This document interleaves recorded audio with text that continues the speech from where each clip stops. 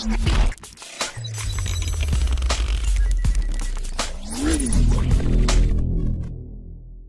is Dubspot at Large, Clifton Joseph. Koolbreeze experience is a euphoric experience indeed. Wow! Let me wear it like that.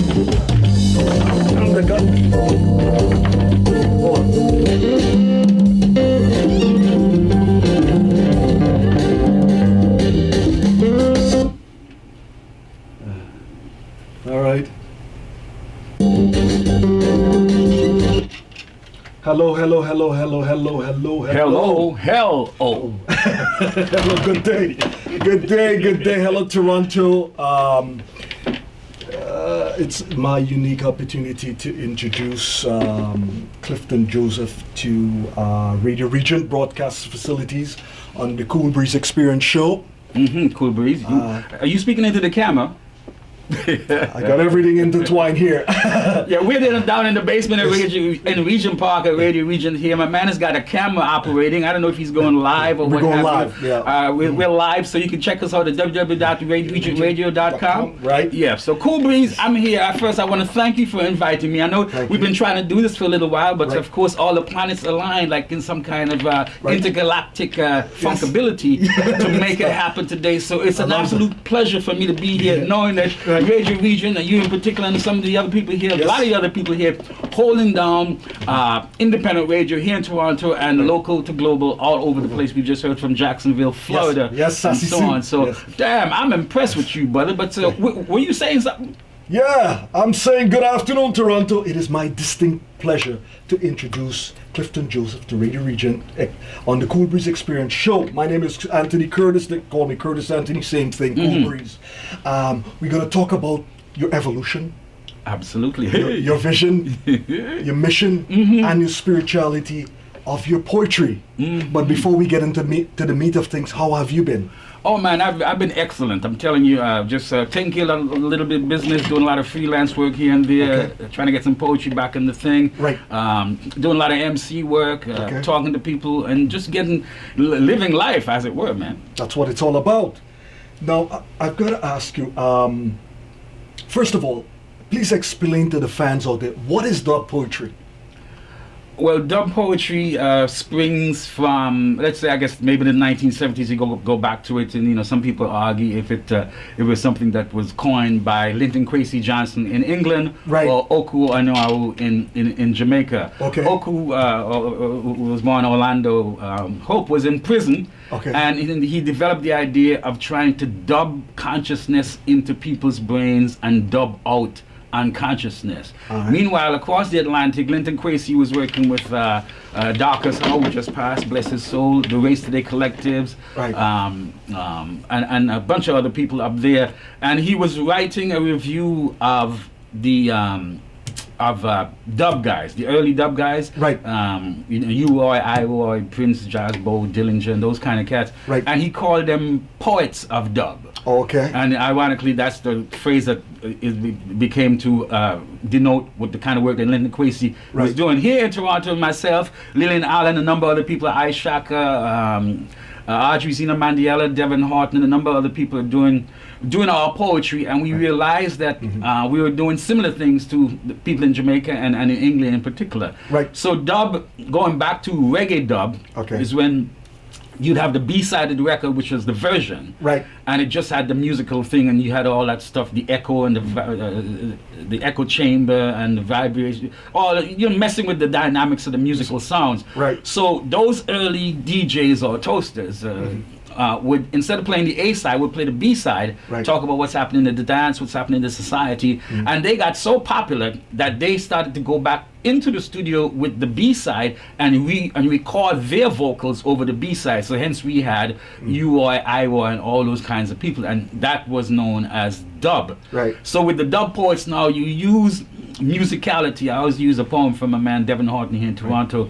$50 by the hour. Afterwards, you take a shower. back on the line where you can hear, even without musical accompaniment, you can hear the music intonations behind it, where the voice as musical instrument. Of course, reggae music was the major backer up to that, right. And you would bring in all kind of folk sayings, African sayings, political ideas, because the music, the poetry is extremely political. You know, that's we come out of that. A lot of the early dub poets were actual community organizers and activists and so on. Okay. So in my particular case, so I come from Antigua in the Eastern Caribbean, the calypso and soca and steel band. Okay. So I bring some of that into it, and of course I grew up a big aficionado of the funk. Right.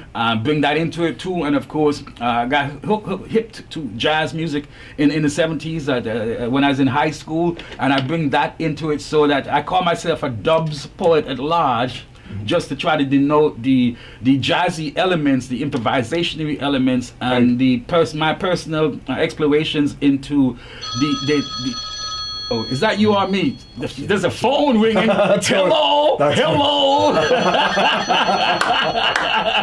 I'm telling you, we'll get to that later on. So trying to denote call myself a dub poet at large, to denote my own approach to it, because the dub poets, we realize that we're going to be out there. We don't want to get praise when we're after. We want to have an impact on people right now. Absolutely. So I always wanted to be the poet at large, out into the society, getting it to the people and so on. So that's what I call myself, and we've been doing it since the 70s, 80s. Okay, Clifton, where did your love for dub poetry come from, and how did that influence your style as a poet, writer, and broadcaster? Well,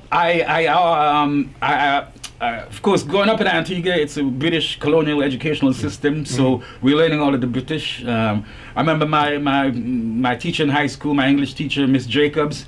We had to memorize entire passages from a lot of the, especially the English Romantic poets. So those are the first set of poets that I really got hooked on to. You know, Byron, Keats, Shelley, all those folks, between the reciting and memorization of British poetry, were also the local Calypsonians coming out of Antigua, Short Shirt, Swallow. Great guys came out of that island. Yeah. Great cricketers too. Yeah, of course, great cricketers too. So between those two things, I remember there was a guy in my village, an older cat named Mr. Murray, who would actually give me 2p. It was back in the old pound days and so on. English. Give me halfpenny, a halfpenny, we call it halfpenny, halfpenny, to sing some lines, you know. Right. Then in January, they start to call me Clinky, and in June, they start to call me Cousin Boone. So he would pay me to actually, so I was actually a paid village poet, if you will. You gotta start somewhere. I only had one person would hire me, mind you. You got paid, and you got inspired. I liked the idea of words and the idea of putting them together. And when I came to Toronto in April of 1973, I went to high school, and then I started to recite at a lot of the events, you know, at the school and in the community, and with other people's poetry, of course. And then I actually started from there to start to put my own little verses together. Okay, Clifton, what is the relationship between dub poets, hip hop, and dancehall, etc.? Well, okay, I'd add something else to that too. I'd say probably I'd add grunge music to that too. Okay. In terms of, but the first part of the question, hip hop, dub poetry, dancehall, all come out of the old world, the African old world tradition. Really, we mine the same kind of cultural artifacts, the drum and bass aspect of things, the old world culture, the use of folks idioms, the use of the history, and the interplay. So we all drinking out of that same pool of African creativity. Okay. And in terms of those three music, sort of in terms of modern dance hall, we're developing around the same time, and the same time as grunge music too. We're talking about the early 70s, right? Where you see an impact on the overall culture, whereas dub poetry had an impact in this country and internationally on literature. I mean, it's like musical literature, if you will. Right. Just as hip hop has had a literary influence on popular culture. where the hip hoppers had. That was one of the first times that within popular music you would hear so many words in one song, man. Right. And of course, dancehall bringing that radical musical culture out in terms of the most positive aspects of dancehall. Dancehall has scattered, much like hip hop, is scattered into all different directions. Right. And again, at the same time, grunge music, Kurt Cobain and those people were coming out at that time here, and all of those four cultural thrusts with some others were pushing a move on the popular culture, and we can see that all four have had a tremendous impact and effect on popular culture. Okay. I forgot to mention one thing too when you asked me about influences too. Yes. The radio DJs in Antigua, especially a guy named Dave Lester Payne. I used to mimic him back in my high school days, and he's actually still on the radio. Okay. And he used to call himself the Pearl Charmer. Okay. Dave Lester Payne, the Pearl Charmer. And so a couple of people from my high school days actually still call me Pearl. Based, I used to mimic Dave Lester Payne, and he's still on the radio at 91.1 Observer Radio FM in Antigua and Barbuda. www.observerradio.com. Okay. Clifton, what is the distinguishing thing about dub lyrically compared to hip hop? Because sometimes I hear the underground with some really social, political stuff that's heavy and good, and then you hear some other hip hop that stuff is just demeaning to women and the violence and the madness that comes with it. But the music. The music is great. The music is great. The music is absolutely great. You got to give hip hops props to the producers of hip hop music, because they do have a way of getting that dance thing happening. Same thing with the dance hall guys. Like I was going through some stuff a couple of months ago, and I found an entire 45-minute cassette, and it says both sides. It says pure slackness. I had to dust off my old tape recorder. I'm telling you, I was listening to the shit. I was like, damn, I wanted to just go in the shower and wash myself off with all my clothes on, because it was nasty. And I was wondering, how did that music stay around that much? But back to your question, I believe that, and not to sound too whatever about hierarchical or whatever, is that dub poetry itself was more distinctively political. As I said, that a lot of the early dub poets actually come out of political organizing in their communities, in terms of England, in Toronto, in Jamaica. Right. Those early dub poets were actually also politically organized. And in my own case, I was actually, no doubt about it, I was trying to be totally didactic. Down with the system, down with the white man, down with capitalism, up with radical. This was the 1970s, remember, that good chunks of Southern Africa especially was still under colonial domination. Right. Zimbabwe was still called Rhodesia. Zambia was still called Southwest. Namibia was still called Southwest Africa. Angola was still under the throes of the throttles of the Portuguese and so on. We still had in that kind of political white supremacy that was happening. And there were active liberation groups fighting for state power. The revolutionary wars were kicking in there. So at the time, I remember in high school, you had to be conscious. You had to know which liberation groups, which were fighting the wars, which were aligned with Russia, which were aligned with China. You had to know the difference between socialism, communism, state capitalism, you know, all of those kind of terminology, scientific socialism. You had to know all of the Malcolm X, Secretary, Amilcar Cabral. So you had to be, in high school, you had to be conscious. Okay. So a lot of the dub poets worldwide come out of that kind of crucible of consciousness, so that's what then become our lyrics. I mean, and so not that they aren't maybe some slack dub poets and such, but by and large, I'd say the majority of dub poetry is a political thrust and trying to make an impact on the culture, try to bring forward African history and bring forward the struggles that we have contemporary. That's great. That's great. I've got to ask you. And also, before you, and also that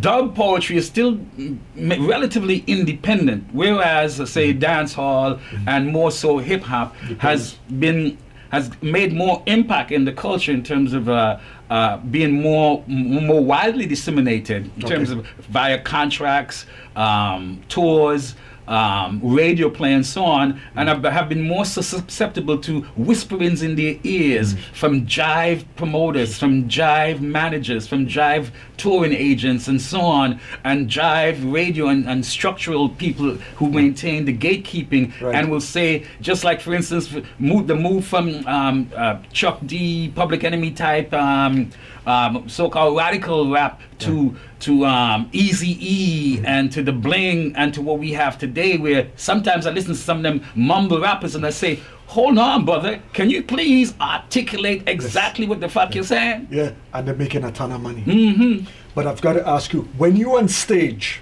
you fashion the audience, the velocity of words, the energy. How do you get their attention? Take us there.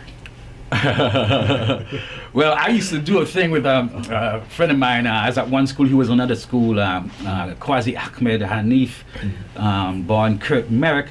And we used to do things together, and I gotta say, we were sort of like the entertainment at some of the political events, the rallies and the meetings and so on.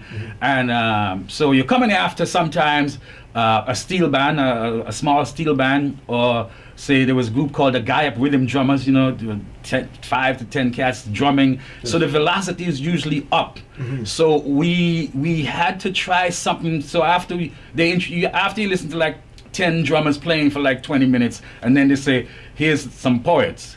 So we devised a way we'd like have bells ringing. As soon as they introduce our names, we'd ring the bells and run down the alleyway, sometimes light a little newspaper on fire to go through the audience, to try to just level the vibe so that we have an equal impact with all that heavy decibel level that was set up. Also, Canadians are extremely polite, right? It goes without saying. So the audience, black-wise too, a lot of times would just sit down, wait till they're done, and then clap. We didn't like that shit. So what we started to do, we were deliberately fighting the people in the front row, and fighting the folks in the beginning, so that they know that we're not allowing them to just be staid and quiet through the event. We want to get some kind of interaction from the audience, because I have learned so much from the audience. People used to say to me when I was sort of an early poet, performing in a kind of neo-romantic 18th century and 19th century British romantic, where cats would come up and say to me, Clifton, boy, you're too stiff. You got to gesticulate like the Italians and them. Wave your hand and so on. And what's all this shit about streams and daffodils? So sometimes the audience will pull you straight, right, and say, write this for me, write a poem for us. Why don't you try this? Why don't you try that? So yeah, you're trying to at the same time vibe with the audience, and at the same time of trying to push them into a certain situation, and at the same time you're trying to do a B&A, a break and enter into their consciousness. Tell me something about Linton Kwesi Johnson and his music and his poetry. He just got an honorary doctorship from one of the universities in South Africa just a couple of days ago. So big up to Linton Kwesi Johnson. Linton was the first big international star of dub poetry, if you will, based in London, England, originally from Jamaica. Of course, people know there was a documentary and album, England is a Bitch. Yes, great song. Played with his legendary band leader Dennis Bovell, who was the architect of one of the main architects of Lovers Rock music. Really, I originally thought that Lovers Rock was developed in Jamaica, but it was actually developed in England. And Menelik Shabazz, the Bajan British filmmaker, has that documentary. If you all want to check it out, the story of Lovers Rock. I have that copy. So Linton Kwesi Johnson is hooked up with the Race Today Collective, Darkest Howe, who just passed the other day, big Trinidadian and writer and political commentator, CLR James, innovators. So Linton was based in London, England there, and he had the first book and the first album of dub poetry, and internationally was able to tour with the band and without the band. So he, you could say, was the most famous of the early, and continuing to be one of the most famous of the international dub poets, and set out the template for a lot of what has followed. Okay. Mm-hmm. It's, But people calling you too. Eh? Oh yeah, they can call when the interview's over. We'll chat. We'll chat when the interview's over. Yeah, call us at 554-44559. What was the real number? I just made that one up. How does the dub poetry impact the industry?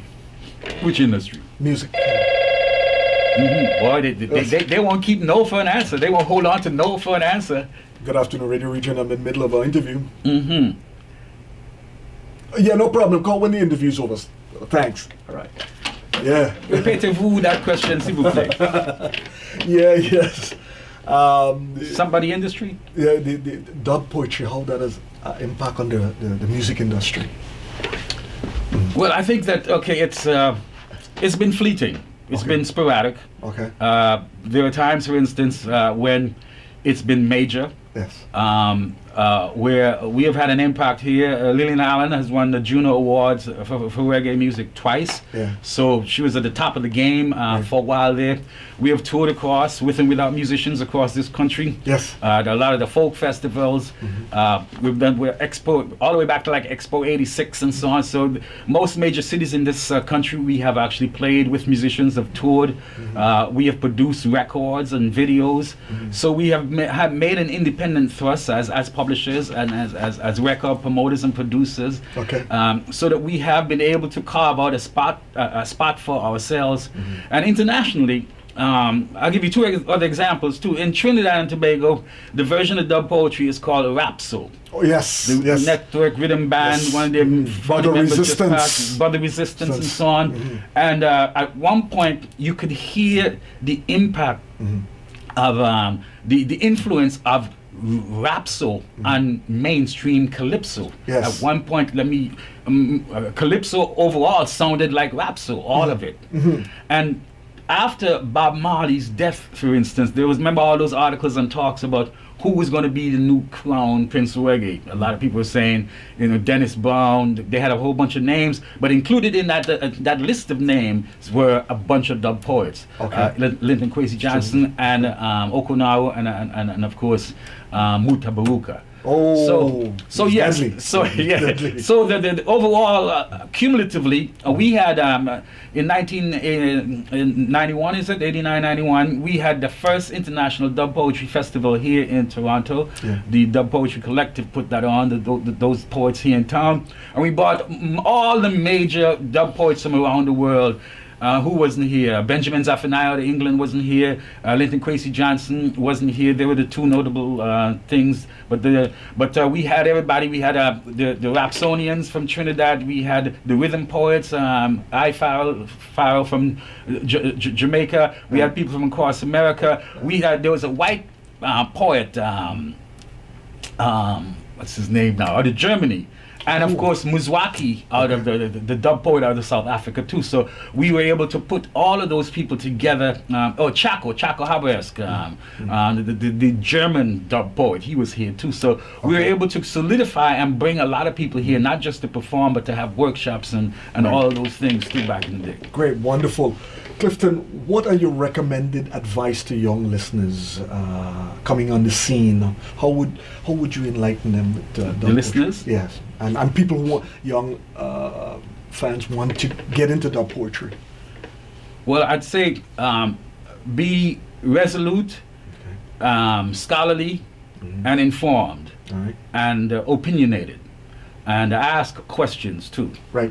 One doesn't have to be negative or overbearing with the questionings, but if something doesn't sound right to you, ask. Right. If you see somebody going off with some lyrics you don't like, ask them about it, check them about it, and of course be scholarly in terms of checking out the history of and development of the form itself, what it's based on, who the key players have been, how it has impacted, and of course to listen to the entirety of this interview to hear all of the questions and answers that have gone on. But as in all art, you need an informed and educated public that is not fawning and not so caught up with so-called fandom, Right. that they allow their performers and their artists to get away with a lot of crap. Right. You have to be informed, which means you can say, that doesn't make sense. That's not what so and so is. That's not what Right. Malcolm X said. That's not Right. what the griot said. That's not what the historical records say to you. So you can actually then keep them the same way I was saying that as a performer, I also try to keep the audience in their seat, not knowing what's going to happen. It's the same way the audience also has that counter responsibility of keeping the performer in check to say, we don't like that stuff. Okay. Just like, you know, if you go to a gig and the DJ is not playing, not being on point, you have the right to go up to that DJ and say, where you learn to play? And you ain't doing shit, bro. Right. There, come correct. Right. Or get off of the wheels of steel. Let me play. Clifton, I've got a two-part question here for you. What would you like to see change with radio? And now that we've got a black radio, are you impressed in what We have you a see? black radio? So they say. Oh, okay. G98. So they say. Mm-hmm. Sorry, repeat the question again. First, let's do. Okay. What do you like to see change with radio? Well, radio itself is changing. So I can tell you about some of the things I've seen so far. We have, for instance, this station in an early incarnation. A lot of the people who used to be at CKLN, my 88.1 and only, which is now basically a white independent. When a lot of white members of the music industry say independent, they mean white music, white independent music, Okay. you know, white rockish music, right? Right. So CKLN, when it was based in the basement of Ryerson here, was kicking, and when that imploded through some, you know, internal struggles, Right. a lot of the ex-CKLNers, some of them are still here, migrated to Radioregent. Right. So we see the move from actual radio to internet radio, or what they call terrestrial radio to internet radio. Now there's so many internet radio stations around that you can basically operate something out of your computer or your bedroom, and nobody need know if you got some good quality, you know, sound to it. Exactly. So radio has been changing, which means that it has given a wider exposure to opinions, to music, so that the guys who are on so-called radio, the radio stations that as we knew them before, with their transmitters and so on, they don't have as much powerful impact as they used to. Right. And of course, we know that there have been a whole bunch of scandals, you know, payola. Yeah. It's not something that just came and went, you know, and payola still happens, you know what I mean? You listen to the kind of playlists from certain radio stations that I listen to, they play the same 20, the same 30 people music all the time, and it's usually from some big corporate entity, right? Right. Some big corporate record company. So that in some ways, mainstream radio is tainted Okay. with the corruption of money and corporatism. Right. And they're fawners. Right. They cater to the corporate line, Right. as it were. Right. So with the proliferation of radio stations, independent station, internet stations like Radioregent, opinion and pushing independent culture is still going on. Right. Now, of course, with the black radio station, I was involved in the first thrust. Denham Jolly and his people at Flow 93.5. Right. They tried for over a decade to get a station. They made three or so attempts. Wow. And finally, and of course, when you're trying to get the station, they got a whole lot of signatures from a lot of people. A lot of people supported them. They sounded very radical. They wanted to change the world. They wanted to bring forward black culture, black music, and so on. And then, unfortunately, once they got in there, they didn't honor a lot of those things. They started to become corporate too, Right. where we can't play certain kind of music, Right. we can't have certain kind of DJs. So of course everybody and their brother and sister applied for the gig, right? So had their choice of everybody. Yeah. And so then the so-called more radical voices, not just politically in terms of the spoken word programming, but also in terms of music, a more radical approach to black music and culture, those were generally not much represented on the Flow, this first so-called black station when it started. Right. G98.7. So then of course Flow went on and on, was out there for about a decade, then was sold for like what, $27 million, and taken over. And the first thing that the new white owners did was fire just about all of the black staff one time. It was pretty brazen. Right. And then Fitzroy Gordon, the great overseer of G98.7, he and his intercity group pushed through and applied and applied and applied. They were actually assisted by Prime Minister Harper at the time in a questionable intervention because the big boys allied against Fitzroy Gordon and his group, right? The CBC invoked the Broadcasting Act, which stipulates that if the station can't be too close to a CBC signal, and that was one of the problems with them having to spend more money to make sure that the signal was not going to mess with the CBC's signal. The big guys, the big radio guys, was against Fitzroy Gordon and his group. They intervened against that. Denham Jolly, who had their black station at the time, intervened against this other black station being given a license. And lo and behold, Fitzroy Gordon promised the world, much like Denham Jolly and his group, promised the world to black folks. Talk shows, political shows, this and that, youth shows, news department and so on. And again, when they came on, they gave up the ghost, threw the baby and the bathwater out. But every time I turn on that station, all I hear is reggae.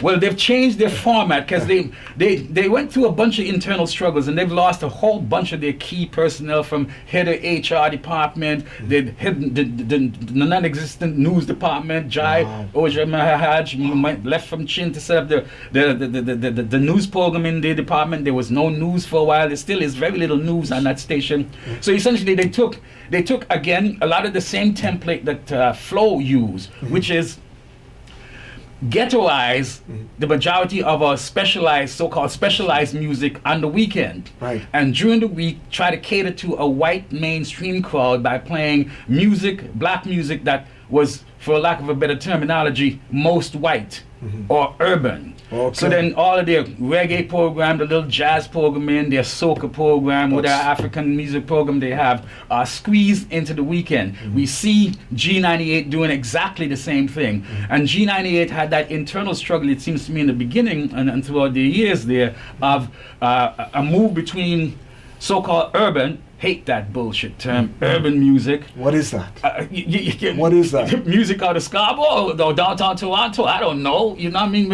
I mean, Frankie Crocker and the cats of WBLS in New York, WLIB, and them who came up with that terminology, but it's sort of developed to mean so-called mainstream black music, in my mind, that's palatable to a white audience. Okay. And defanged from its politics and its radical musical aesthetics. Right. So to me, it's a homogenizing of black music for it to be consumed by a white crowd or by a desensitized, unradical crowd, if you will. So G98 took on that same thing, and at first you could see them trying to say, how do we squeeze in a little touch of reggae, a little touch of soca, one or two local artists that we like or just want to feature, and squeeze them into that. They've gone through a number of musical permutations. They fired, they let go. The Soca Prince. Oh, Dr. J. Dr. J. I mean, they let go a whole bunch of people. So, wow. And they, certain people with the talk show host left and came, producers left and came. There's been a revolving door, like you're going through a TTC kiosk at St. George Station. So what they've settled on lately, it seems to me, is a majority of reggae programming. I guess trying to salvage the community, right? Yeah. But I think that they've made themselves politically and in some ways musically irrelevant. Not only, for instance, they play enough local artists, and we have international artists, local reggae, not just reggae musicians, but others who are making their mark internationally, that you can't pay you can't pay G98.7 to play. So they really pick and choose who one or two that they want, and they really have not been fulfilling their promise of performance to the CRTC that granted them the license. And again, second, much like Flow before them, these so-called black stations have actually not lived up to the promises they made to the black community when they were soliciting our help to get them their station, and they begin to start talk like there's some big corporate behemoth. Yes. You know what I mean? And they ain't getting, look, here's the other thing about that. They're not getting the big corporate advertising anyway. Yeah. It took Flo on the Denham Jolly 3-4 years to start getting some mainstream ads. And you can listen to G98, tell me how many big corporate ads are they getting. And when you look at the BBBM, what did they change the name? The Bureau of Broadcast and Management? Yeah. This is the most crowded FM market. 30-something stations crowded Toronto market. And they bring out this list every year of the top stations. Neither Flow before them or G98 now have been able to get out of the bottom 5. Wow. So, and that means that, of course, where you are in that kind of hierarchy means that you can correspondingly charge X amount more for advertising. So we see that even though that they're change up their music and their style and their approach and their club DJ talking about all kind of bullshit to try to get that corporate support, they're not getting this corporate support. Right, Clifton, when you tune in to these stations on the FM band, looking for some old school, where do I find? I actually don't as much tell it the truth, because here's what happens when I do, and I actually rely more on cats like you and other people internationally on the World Wide Web in terms of stations to listen to from around the world that do that more. Because here's the problem with not just our radio, but with some DJ club. Old school DJs, for instance, play the same 30 songs week in, week out. If that much, you know what I mean? So I gotta say, how about some jungle boogie? How about some this and that? How about some? Why don't you expand? So what happens then? And I think part of it is that if you have some younger cats, right, it might be a generational thing who maybe didn't live through old school. Yeah. For whom old school is a historical conceptualization. Right. They weren't there wearing the high heels, spinning the records. They weren't, they weren't there doing the splits. They weren't there doing the lockers. They weren't there following the two baddest dance groups that came out of town, the Slick Brothers of the Soul Express, or the more greedy brothers of Devil's Disciples. They weren't at Mrs. Knight's Club Trinidad. They weren't at Club 1348. They weren't there following Suki and the Ghetto Soul Clan, Cambridge Players, Sunshine Sound. They weren't there at the Flying Disco. The web, they weren't there, so they might not even heard about these. So they're going historically as artifact to old school. So then they pick up 10, 20, 30 old school tunes that they recycle and run with it and squeeze in the range of it. So it's not enough for me. So I speaking of G98, let me use G as an example. I still occasionally listen to what's my man Christopher Michaels, your girlfriend's favorite DJ midday mix, whatever that is. Here's what happens when I listen to him on the regular, or even to G98 a couple of days. I can almost tell you which tunes is coming after which tunes. And you know what they do? They kill old school for me, because how many times can you play those particular tunes? I love them, but damn, brother, man. Yeah, because I listen to it on Saturdays because I want to support everything and hear what's going on and everything. And I've been doing that for years. But then I had to come up with my own slogan for Radioregent on the Koolbreeze experience. I've got 5,000 pieces of funk, which I do. Ooh, that is absolutely amazing. That is explosive. It's killer, because I'm listening to all these other networks and they bring the same thing, and then the worst thing when they chop up these good tune like cookie cutters. You mean like a minute 30? Yeah, exactly. A minute 30. By the time you get into the tune and start to break out and jump up off your seat, it's done. They kill it. They kill everything, and they play the same monotonous thing and rattle your nerves. So I went down when I got the show, I went down in the vault and I said, I'm gonna bring the Viper. You dig down into that steel encrusted joint, did you? Classic albums. Funk, soul, disco, 12-inch remixes. I've got those things. I'm bringing them out. You see on my website. You hear in the week.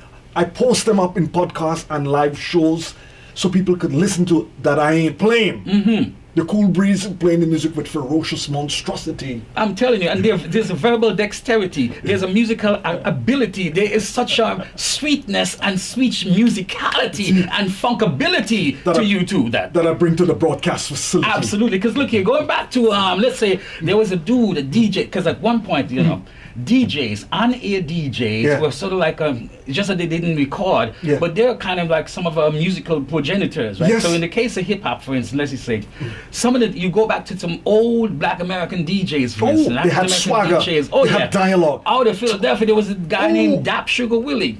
The sweetness of it. So here's fast forward to some of the DJs at stations like G98 and Flow between them. They can't rap. They can't. They got no flow. They got no. They can't put together some street talkability. I'm telling you. Look, I remember we had cats growing up in high school and so on. I remember cats like Willie D. Willie D would say, "This one's going out for all the beautiful ladies down at JJ's, and for you ladies home at home with your, I want you to get a glass of white wine, get naked, and I want you to put your hand on the radio." And of course, back in the days, you're taping, you got your cassette and you're taping from the radio, right? And man, Willie D would be the most infuriating, because in the middle of, I hope that we can be together soon. Ow! Sharon Page, with Hal Melvin and the Blue Notes featuring Theodore Pendergrass the third. Pop! Here comes D, Willie D. Well, man, that's Sharon Page, isn't she beautiful? And you pop, you want to your cassette and pause. So when you listen back, the recording is chop up. But they were brilliant. Exactly. And look, let me say something to give him a compliment, because they probably think I slag him too often. I call him the overseer at G98, because they haven't told Fitzroy Gordon hasn't really told us who the actual ownership of that station is. That's interesting. He promised that to tell us a while ago, but has never done that. But he was one of my favorites back in the day. Dr. Love. Is he black or is that station black owned? I don't know, but I'm saying that I just don't know who owns it. I know who oversees it. They call him Mr. G. But Dr. Love, you're saying? Dr. Love, I remember Dr. Fitzroy Gordon when he was Dr. Love on Chin late night. Man, Dr. Love had it. I mean, he totally had it. Like, it was so... That line between cheesy and billions, which I give you maximum props if you can maneuver that line there, because I love me some cheese. You know what I mean? Like a mouse. Give me some cheese, somebody. So Dr. Love, when he was a DJ, Fitzroy Gordon was a DJ on Chin late night. Dr. Love, man, I would never miss Dr. Love, because you got that. I mean, on all them independent DJs, I got to give props to. Dermot Williams, Junior Chung, P.V. Smith, a whole bunch of people, especially the cats who say like Dermot Williams, who's on CIRV, right? Who would go out, buy the time, and then sell advertising. Right. You know what I mean? Right. Like my man would say, Dermot Williams would say, my name is Dermot Williams, Steve, you can't get 2 diamond and nickel from me, whatever. You know, there'll always be some kind of wordplay, something going on. And I miss that. Good rap, stations like G98, I mean, they don't have that. They kill you with all kind of inane talk about bullshit. And they ain't even got no rhythmic flow, no rhyme flow, no sweet talkability. I mean, you know, except for one guy or two, you know what I mean? I like my brother there sometimes that steps half the dog. Steps off the door. Kerry Lee, and G98 steps off the dog. All right. Like I had a musician come on my show, and he's from the state, Jerome Tucker. He says to me, big station may have the big equipment, big money, and all that kind of stuff. He said the one thing they don't have is the Koolbreeze. The 5,000 pieces of funk. I'm telling you, they don't, and they don't have your charisma. Because tell me something, if I can ask you a question, please. Yes. Man, you must spend hours late at night probably coming up with all of these nice phrases, these phrases that just roll off your tongue like, you know, flakes off of a well-done patty. Well, actually, yes, I do. I study my craft. Immensely engrossed with passion. And I was the shyest person growing up. Very, very shy. Couldn't talk to girls. I used my looks and my big afro. You had the big afro, man? You afro brothers, man, I'm telling you. I had the big afro brothers always I would go in the corner in a basement party with a beer. You don't even have to say shit. They come to me. I'm telling you. So I didn't have the lyrics like the other cats. Dig. But that came later. And what I would do is I would go and read stuff and polish my act, because I love radio. And how are you going to get into radio? You have to interact with the public. So I was on various boards where you had to present. See. I got into things at work, different boards where you had to go up the podium and talk. So I work out the jitters and all that stuff. Got to. Yeah, so when I got into radio, I said I was bringing the creme de la creme with music. Follow with that US old school DJ dialogue. Give him that talk, that sweet talk, that fluidity. And a bit of poetry mixed with the, you get down with the funky sound of the underground. Because when the Koolbreeze come around, like the wrong amount of rebound in your playground, I'm going to give you surround sound, so you better get up to get down. As you said, I got to give props and rewind to when I first came to town here. The guy who was the biggest guy in radio, Caribbean-wise, was J.C. McDonald at Radio. Yeah, I remember him. I remember him. And he had a big afro too, actually, come to think of it. Right. But remember his phraseology at the time? This is Chin. You listen to J.C. McDonald on Chin Radio, the most frequently frequented frequency. Yes. The most frequented frequency. Most frequently frequented frequency. You never forget that tagline. Wow, man. you sound almost like him, man, that imitation. But you're going to ask about funk, because I know funk, that's one of the things that we all should share too. Yeah. Now, as I say, I came out of a Calypso, the Caribbean, soul, all of that stuff here. Came to Toronto in 1973, and he went to going to the parties and getting expanded. So from soul to funk, R&B, was it soul, R&B, funk? Is that how it is? Whatever. So then we discovered Parliament Funkadelic. Everything crazy. What? Everything great. Man, I mean, that just busted up my whole conceptualization of the music and thing. I said, who are these wild, crazy brothers? Space outfits. Whoop. Not only that, so we used to go up to my man, same Quasi Ahmed up in Willowdale. Yeah. Smoke some weed, get high, and we'd sit down. Because remember, they were coming up with like 2-3 albums a year at one point, right? Between 74 and 70 and whatever. And so we'd sit down, pass the joint as we were passing around the album jacket. We used to like study the album jacket, man, because Pedro Bell, you did the artwork for them. They used declassified information, and they'd always be taking slingshots at some of the other funkazoids. Remember Earth, Wind and No Fire? Yes. Trick James? Yes. Would you do be your funk for what's behind door number 2?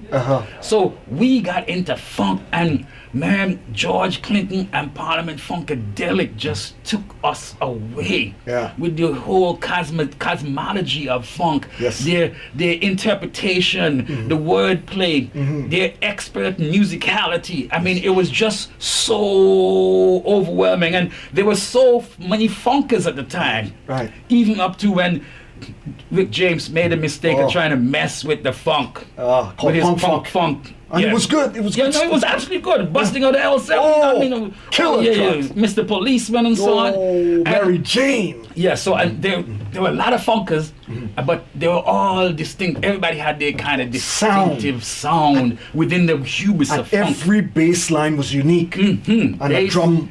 Chank and guitar, did I guitar? Chank. 7779311. Hey, what's your phone number? Chank. Ow! Slap that bass, baby. Killer. I remember when we were going out to party at the time.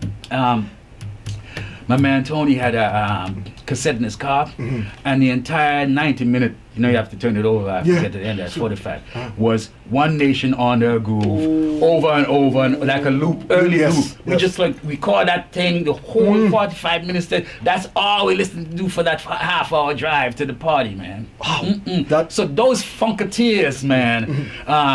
Out of Cincinnati. Yo, I drove to there one time. I almost went mad. I was going to Elvis country, going through Michigan, and we came through fire. Boom, bop. Boom, bop, bop, bop, bow, bop, bop, bow. Burning. Ow. And I had a ghetto blaster, had headphones on the bus store going to Nashville, Tennessee. and we go to Detroit. I almost went mad because the quality you weren't hearing like BLK was our thing, but you weren't hearing a lot of those. Chucky T. Shout out to Chucky T, and of course my man David stopped with the WUFO. Clifton, when we got through Dayton, Ohio, that's the mecca of funk. Things just got out of the stratosphere. Coming through Cincinnati, going down and then Kentucky. Oh. Craziness. So I'm telling you, hey, BLK, we gotta give plastic. BLK. I love BLK. I miss BLK. Years, BLK, me too, BLK. Doing their thing. Oh man, we used to look Chucky T in the morning. The night you listening to them and so on. At one point, there were more advertising about Toronto events than on a lot of Toronto radio stations at one point. And also to give rewind to them early DJs, Maceo, Sunshine, and my man Suki and Ting at Ghetto Soul and Soul Clan. Ebony Sound Crew. That at one point, remember when you had the import records where you had to pay more for Monica the records? At the Sam's and so on. So a lot of the times, the major proliferers of the records were these DJs who drive down to Detroit, Rochester, Buffalo, New York, and other American cities, buy them records and bring them back. So the first time you're hearing a lot of these tunes is actually in the club. And the record sounded way superior to what we get in cut in Canada. Dig, and you have to, if you go down to Sam's and buy them, you have to pay extra a couple of dollars more for that. So again, these are so many the unheralded upholders of the music, not just funk alone, but you're talking as diverse as you are, jazz, blues, soca, Afrobeat. I was telling you, man, earlier off here that I thought that fella was a Trinidadian because fella African 1970 was a big hit in Antigua. So I came when I came to Toronto in 1973. I found out fella is a Nigerian. I say it's joking. Oh yeah, fella can't be no Nigerian. Fela Kuti was like worship in Trinidad. I'm sure he was probably more popular in Trinidad than Nigeria. Everything, it was just unbelievable when he came out with that album. He had an album with Ginger Baker. Had one with Art Ensemble Chicago. Some of the cats from the Art Ensemble Chicago too. Roy Ayers. The guy was just deadly, man. He was like phenomenal, man. He was the. And he's like, man, I don't know, my man Kwame Young here from What It Is, party promoters in town, actually do a regular gig where he has a night event of Fela versus James Brown. Yeah. Just those two musicians' music for the whole night. Wow. It was a time when the 70s we had the mecca of funk and soul and disco. The creme de la creme, so to speak. I mean, the fashion was questionable, but we had great look. A lot of beautiful. I love the fashion, man. Come on. I know. But we had the creme de la creme of the height and the power of jazz and all this type of music that surrounded it. But I must share this story. I was going to a party back in the early '80s, and we. How were you dressed? Well, bell bottom, big afro, and four pockets, of course. I remember that. So I'm driving down the road, and I saw this woman get out of a car, and she was stepping out on the sidewalk, and I almost put the car in a ditch because how voluptuous and curved she was. That the look out! And I stamped on I almost end up in a ditch, and I said, "Breeze, you had better pay attention, mind your business before you get yourself." Yeah, before you wreck yourself. Check yourself. Wreck yourself, as the cats would say. But look, I have back in the day we used to go down, of course, not just him, but Master John's was the big spot to go to on Yonge Street to get your high heeled shoes, right? The big clogs and so on. And here's the thing. I must give it up to women who wear these high heel shoes, man, because even us brothers, you wearing your high heel shoes, but you have them little Chinese slippers for when you're done dancing, and you take off them big slip into your Chinese slippers on the way home, man. Comfort zone. Yeah, we were doing our things back then too. I mean, so what is it about radio for you, though? I mean, in terms of you are out there blazing a trail. Right. We heard Crown Heights Affair and another sister Carol call you from Jacksonville, Florida just now. Local to global. Yes. What do you consider as your distinctive difference to some of the DJs that you might criticize on mainstream radio and so-called black stations like G98? First of all, I like that question. I like the fact that I bring the creme de la creme of funk and disco and Afrobeat and jazz and all the music I play. I don't hold back. I don't do the cookie cutter thing, the 1 minute 30. I don't play the same 30 tunes week in, week out. I want to expand the horizon. I want to expand your mind, body and soul, so that you have something.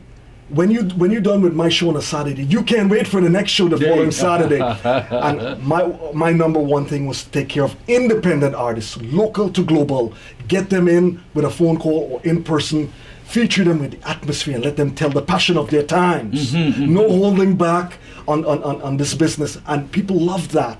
And this is why I want to grow a brand and drive a different culture that Radioregent, anybody come to Radioregent, you have a home to come to. You got a CD or you have something to say. I'll see you in the next, you were here this year, I'll see you the following year. So this way you have a bunch of stories to tell. And we want to make Radioregent different from everybody else. I want to help take Radioregent out of the stratosphere with a different brand of passion where nobody can touch us, period. So all my interviews are archived, high-end video camera. I'm here. The shows are archived, the audio part, the video part. I have podcasts on my website.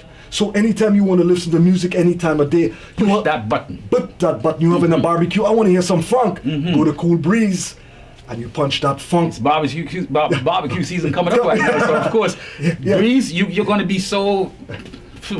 get so many hits, as it were, as you play all those hits, as it were. I already start to see it. And here's the thing, Clifton. Before I got on the radio, I start putting up the podcast, and I'm saying to myself, who the heck's going to listen to this? That's my thinking. And one never knows, does one? I put the funk. I know that they'll touch the funk and the disco and the jazz funk. And I put up a bunch of stuff. 6 months, you see a little bit of hit here and there, and I left it alone. Go back another 6 months. 10% improvement. I left it for a year and I go back. Whoa. It's teeming. I put up country and western, punk rock, funk, Afrobeat, you name the music, sexy songs of soul. Ooh. You want to get down with the lady, go to sexy song. You want to get those soul masterpieces. Now. Any genre you can. I have jazz up there. I got blues. Any genre you could think of, I have it up listed. You listen to it anytime. And tell your fans. I got to give another tribute to thank you for that extensive answer there, man. It really takes me out into the zone and clearly see where you're coming from. Right. I got a two-parter for you because you had a two-parter for me earlier on, right? Or one or two at least. Right.